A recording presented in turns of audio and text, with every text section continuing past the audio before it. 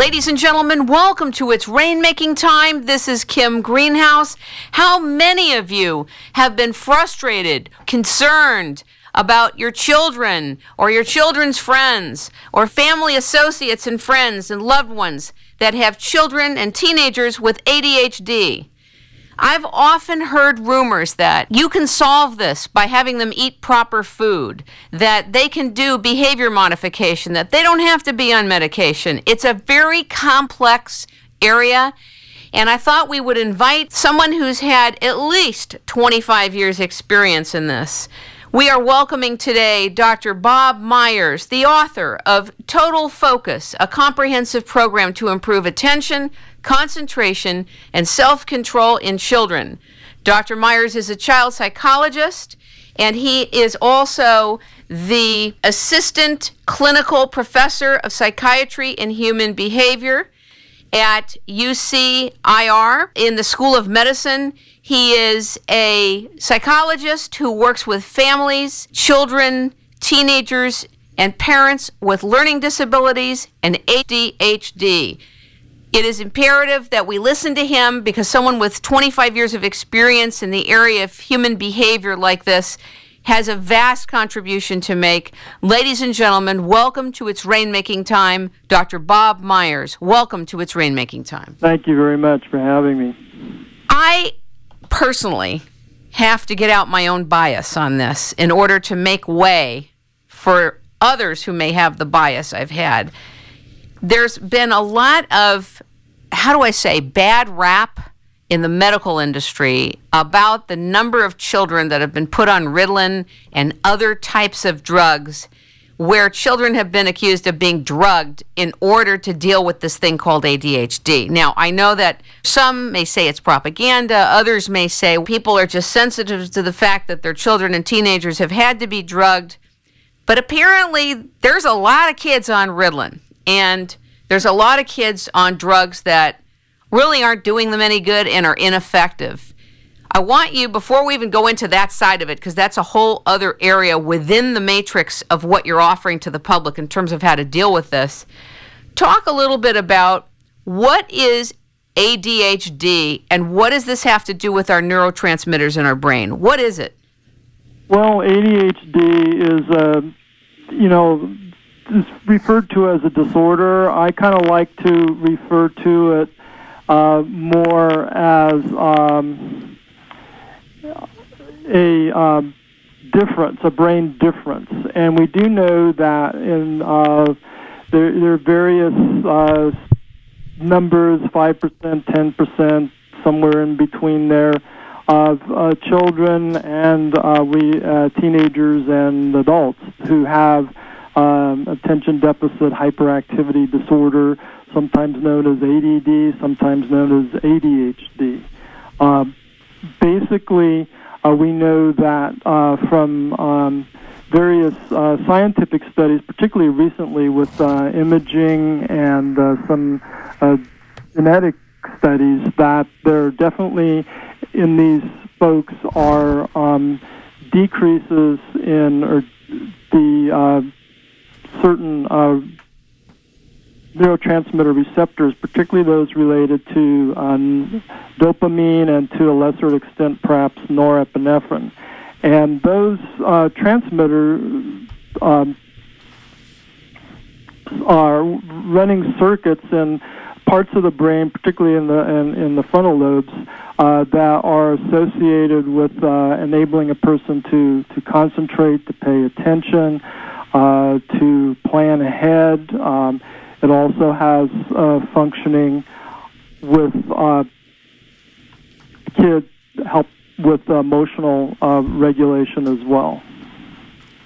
Why do you think it is that since there's such a vast amount of children and teenagers who have ADD and ADHD, why isn't it that there isn't a more natural way to get them back to normal, so to speak, that baseline, where everybody else is operating without drugs? Why can't we do it? In some cases, it can be done. It depends. First of all, you need to be sure about the diagnosis, because Just because someone has those symptoms doesn't necessarily mean that they have ADHD. So a really good workup is first going to look for medical causes. I mean, a few kids have these symptoms because they have low thyroid. A few have them because they have lead toxicity.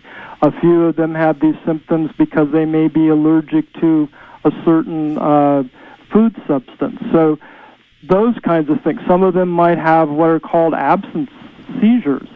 So just for a start, those are some of the medical disorders that should be ruled out before you go ahead and give a diagnosis of ADHD. But where do we go? Where do people take their children and their loved ones? What do they ask for in this workup? I think the details of this are very critical. I think that I would recommend that parents start with their child's physician, their pediatrician, for the physical workup, and then ask their child's pediatrician or family doctor who in the community they trust to do the workup. Most likely it should be done by a child psychologist or a child psychiatrist, unless the pediatrician has some special training in ADHD, which some do, and learning disabilities, and they may do some of the assessment on their own. But one of the things that's often missed out, and I should have said another thing that can make a kid look like they have ADHD, is learning disabilities or specific learning disabilities. And if those aren't ruled out by testing by either a private psychologist or by the school district, you could be missing a lot, because 50% actually of kids with ADHD have learning disabilities along with the ADHD, and then there are other kids who may look like they're ADHD but only have learning disabilities. I used to get a lot of referrals from pediatricians, and we would always screen kids for learning disabilities, and sometimes it would turn out that they really didn't seem through all the testing and evaluation that they had ADHD, but they had some severe learning disabilities. If you're sitting in the classroom and you can't read, you will be staring around the room, you're going to be agitated, and you're going to look just like the ADHD kid. So it's really important to rule out all these comorbidities.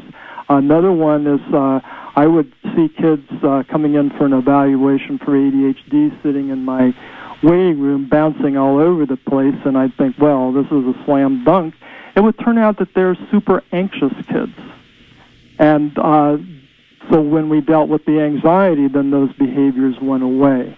So it's really important to not rush in to the diagnosis, but to rule out medical and other psychological possible causes before making that diagnosis. And I think often, people will say, is it overdiagnosed? I would say that it's overdiagnosed and underdiagnosed.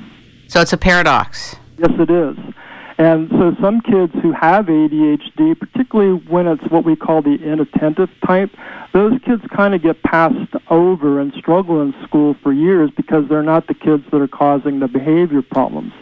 The kids who have the behavior problems and are driving the teachers nuts often are the ones that are quickly diagnosed with ADHD when there's probably something else that's really the cause of it. Now, you talked about in the total focus some of these distinctions, and you talked about oppositional defiance disorder. What does that mean, really? That someone's a rebel when they're young, or they're just in a defiant place? What is that? Yeah, it has to do probably a lot with the temperament of that child. Some kids, along the temperamental traits, the way they line up on those would be judged to be easy to raise. Some of them are more difficult to raise. And so if you, by the luck of the draw through the genetic pool, get a kid with temperament